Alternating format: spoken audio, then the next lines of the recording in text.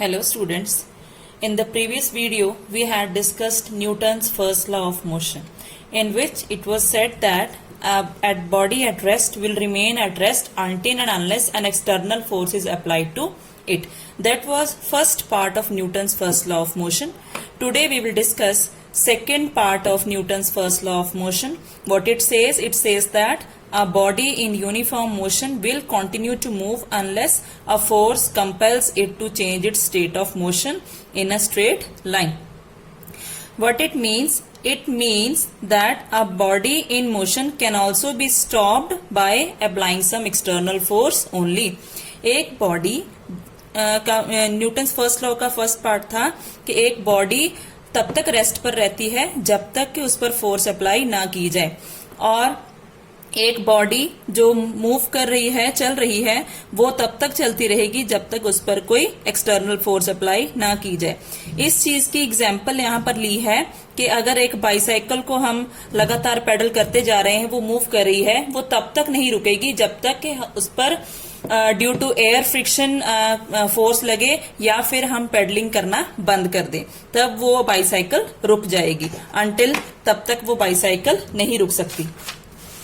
So, if there were no air resistance and no friction, दोनों चीजें जरूरी हैं to oppose the motion of bicycle, क्योंकि according to Newton's first law, moving bicycle would go on moving ever if no external force is applied to it. So, यहाँ पर बहुत सारी daily observations हैं जहां पर हम देख सकते हैं कि एक बॉडी जब तक उस पर एक्सटर्नल फोर्स ना अप्लाई की जाए मूव नहीं होती या रुकती नहीं है. इस ऐसी प्रॉपर्टी हमने की थी that was called as inertia. Such changes occurs due to the property of body called as inertia. तो यहाँ पर क्वेश्चंस भी हैं और ये एग्जांपल्स भी हैं, ये दोनों चीजें हैं, तो आपने हर एक चीज को पॉइंट वाइज अंडरलाइन करते जाना है. सो पहला क्वेश्चन है, when a hanging carpet is beaten with a stick the dust particles start coming out of it. ये क्वेश्चन है, इसका आंसर है force of stick makes the carpet moves to and fro slightly but dust particles tend to remain at rest. जब हम carpet को stick से मारते हैं तो कारपेट आगे पीछे मूव होना शुरू हो जाता है, पर जो डस्ट पार्टिकल्स हैं वो रेस्ट पर रहते हैं due to inertia, therefore they fall down. So up to carpet you will underline. फिर सेकेंड क्वेश्चन है, when a tree having flexible stem is shaken vigorously its fruits and leaves fall down. ऐसा क्यों होता है कि जब एक tree को हम हिलाते हैं लगातार तो उसके जो फ्रूट्स और लीव्स हैं वो नीचे गिरते हैं. This is also due to the fact of inertia that when the tree is shaken, underline these lines, it moves to and fro slightly but fruits and leaves tend to remain at rest. तो rest पर होने की वजह से ये चीजें नीचे गिर जाती हैं जबकि बाकी ट्री मूव करती रहती है. सो 2 questions. Third question is, when a car और बस start suddenly passenger fall backward. जब एक रुकी हुई कार अचानक से चल पड़ती है तो जो पैसेंजर्स हैं वो पीछे को गिरते हैं. इसका क्या रीजन है? It is because of their inertia. Passengers tend to remain in their state of rest and even when the car और bus starts moving. Fourth question is, when running car और बस स्टॉप सडनली. एक चलती हुई car और बस जब रुक जाती है तो क्या होता है? हमने देखा है पैसेंजर्स आर जर्क्ड फॉरवर्ड, हमें आगे को धक्का लगता है. ऐसा क्यों होता है? Due to inertia. So this is your fourth question. Passenger due to inertia, passenger tend to remain in their state of motion and they possess in moving car or bus even though the car or bus has come to rest. Next, fifth question is, why the seat belts are provided in cars. Okay, ये आपका fifth question है. इसका क्या answer है? Why the seat belts are provided? Because if the fast running car stops suddenly due to some emergency, we can say या उसके आगे कोई चीज आ जाती है, अचानक से जब हम ब्रेक लगाते हैं तो क्या होता है? पैसेंजर को आगे को थ्रस्ट लगता है, इसकी वजह से वो आगे स्टीयरिंग से टकरा सकता है, डैशबोर्ड से टकरा सकता है, जहां पर सीट बेल्ट हेल्प करती है. Next question, when a car और bus turns the corner sharply we tend to fall sideways. हम साइड को गिरते हैं जब भी हमारी कार और बस टर्न करती है. ऐसा क्यों होता है? It happens because of inertia or tendency to continue in a moving in a straight line. Next question is, it is dangerous to jump out of a moving bus. This is your sixth question. It is dangerous to jump out of a moving bus. ऐसा क्यों है? Because जो jumping man है वो बस के साथ ही उसी स्पीड पर मूव कर रहा है. जब अचानक वो ग्राउंड पर आएगा, would tend to remain in motion. When he falls to the ground, he will get hurt because the body is in motion along with the bus. When he jumps to the ground is on rest. Therefore, the body will still be moving and would crash against the ground. So there are so many examples of inertia that prove that due to inertia, body resists any kind of change in state of rest or of motion. So, Newton's first law gives us definition of force. What he says, a force is something which changes or tends to change the state of rest or of uniform motion of a body.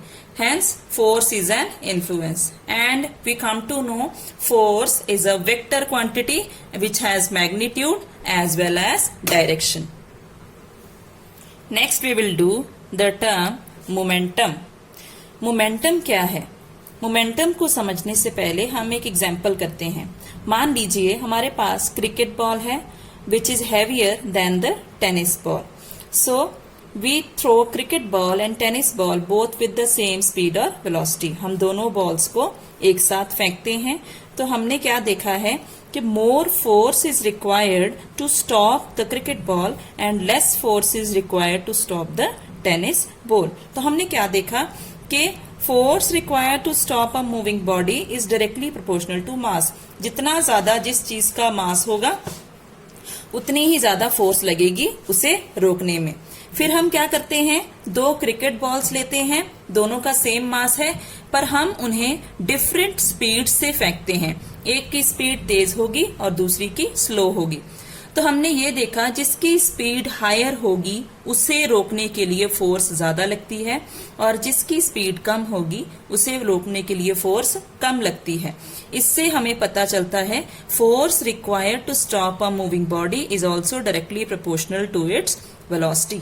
तो यहाँ पर हमने दोनों examples से देखा कि force जो है दो चीजों पर डिपेंड करती है. फोर्स किन चीजों पर डिपेंड करती है? Force depends upon mass directly proportional to mass and force is directly proportional to velocity. This means force is directly proportional to mass and velocity. So it gives another term. The name of that term is the momentum. So momentum is defined as product of mass and velocity. So momentum is given by product of mass and velocity. दो चीजों पर depend करेगा. अगर हम मास को m लेते हैं, velocity को v लेते हैं, मोमेंटम को p से डिनोट किया जाता है. So momentum is equal to mass into velocity.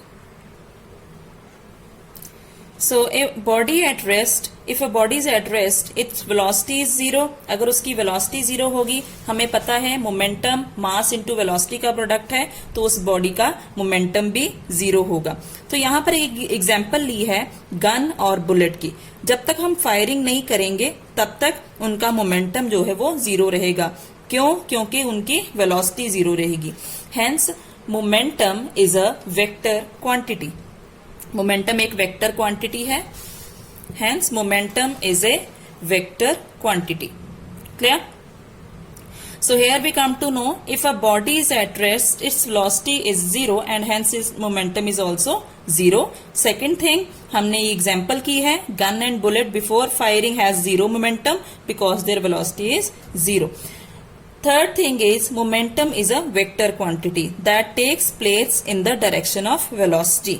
And other thing is अगर हम SI यूनिट ऑफ मोमेंटम निकालना चाहते हैं तो हमारे पास मास का यूनिट है किलोग्राम्स और वेलोसिटी का यूनिट है metres per second. Therefore SI unit of momentum comes out to be kilogram metre per second. If here we noted mass का यूनिट है किलोग्राम, वेलोसिटी का यूनिट है मीटर पर सेकेंड, तो we can say SI unit of momentum to be kilogram metre per second. Students, now we briefly discuss the topic of momentum.